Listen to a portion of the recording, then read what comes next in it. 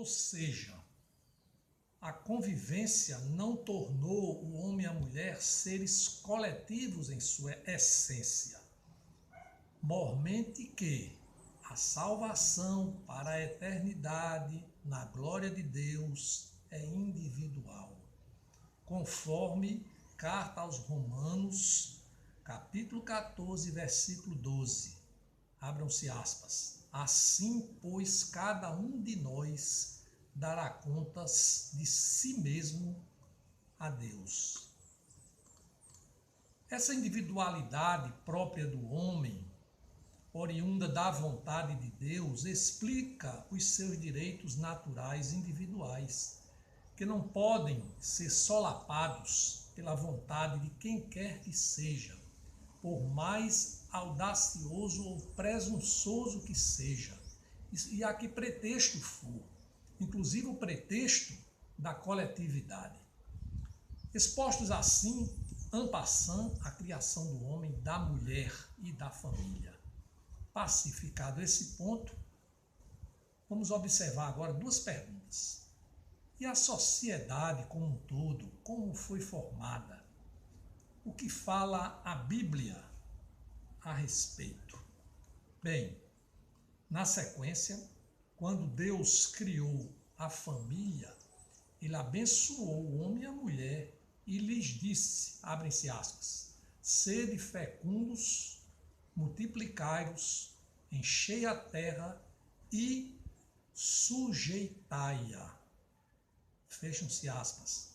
Livro de Gênesis, primeiro livro da Bíblia, escrito por Moisés, capítulo 1, versículo 28. Aqui, meus irmãos, está a explicação para entender-se que Deus entregou um mandato ao homem, ao sujeitar a este a responsabilidade sobre a terra. O que por decorrência nos inclina a pensar sobre os habitantes da terra, a natureza e tudo o mais. E razoável pensar também que tudo sairia a mil maravilhas caso o homem continuasse puro, como originalmente criado por Deus. Contudo, a Bíblia nos informa acerca da queda do homem, conforme Gênesis capítulo 3, versículos de 1 a 24. Aqui se abre um parênteses para dizer que, embora Deus tenha procedido com a entrega de um mandato ao homem, fazendo-o copartícipe na gestão da ordem na terra, ele não se fez ausente do mundo, da terra, da vida, da sociedade, da individualidade, pois ele é um Deus transcendente, que está nos céus, acima de tudo, em todos os lugares, como os atributos dele enfocam, que é um Deus onipresente, onisciente, todo-poderoso, e mais do que isso, mais do que transcendente, ele também é imanente, ele se encontra presente, de fato. Nesse sentido, no livro de Jeremias, capítulo 23, versículos 23 e 24, podemos aprender, abrem-se aspas, sou eu apenas Deus de perto, diz o Senhor, e não também Deus de longe? Poderá alguém esconder-se sem que eu o veja? Diz o Senhor. Não sou eu aquele que enche os céus e a terra? Pergunta o Senhor. Assim o homem não ficou órfão da eterna participação do poder divino.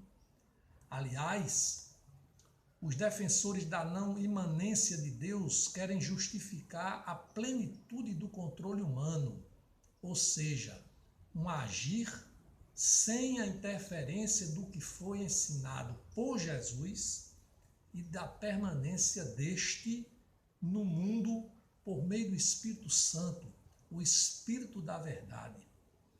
Então, essas pessoas, que são os defensores da não imanência de Deus, fingem desconhecer a presença de Deus, fazendo a apologia do antropocentrismo, enaltecendo o poder que julgam ter o homem e refutam o cristocentrismo, de onde exala o verdadeiro e único poder, se queira ou não.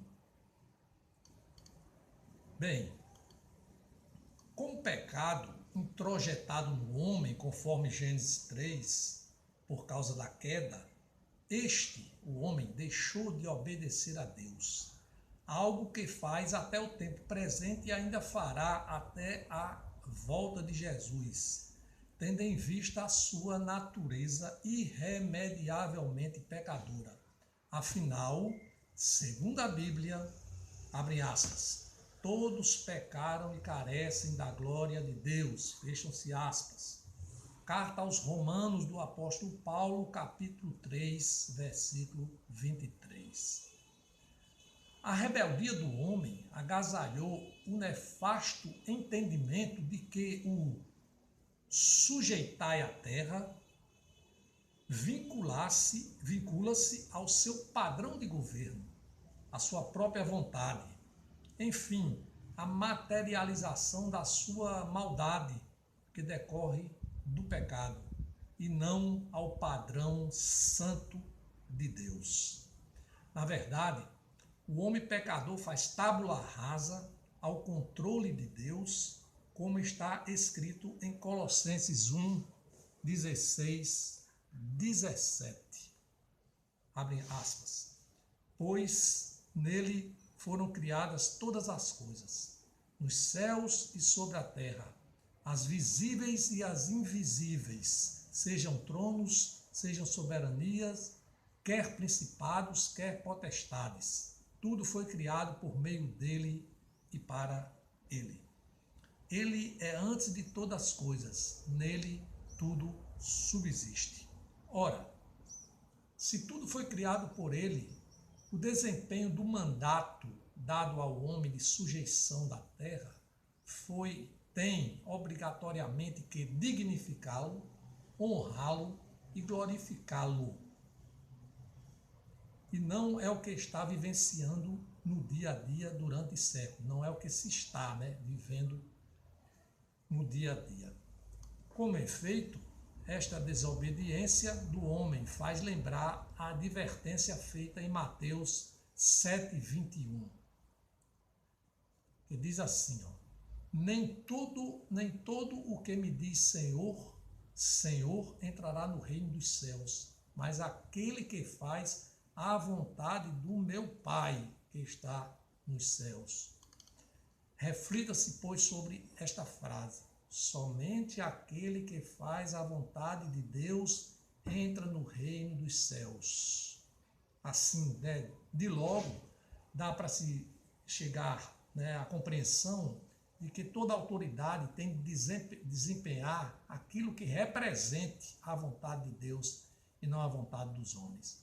Neste contexto, aprende-se, olha lá, que o problema do controle não é a sua existência em si, pois há um mandato divino para isso, como aprendemos, mas a forma como essa outorga é exercida por aqueles que detêm o comando hierárquico de parcelas da sociedade, sempre de forma efêmera, ainda que muitos assim não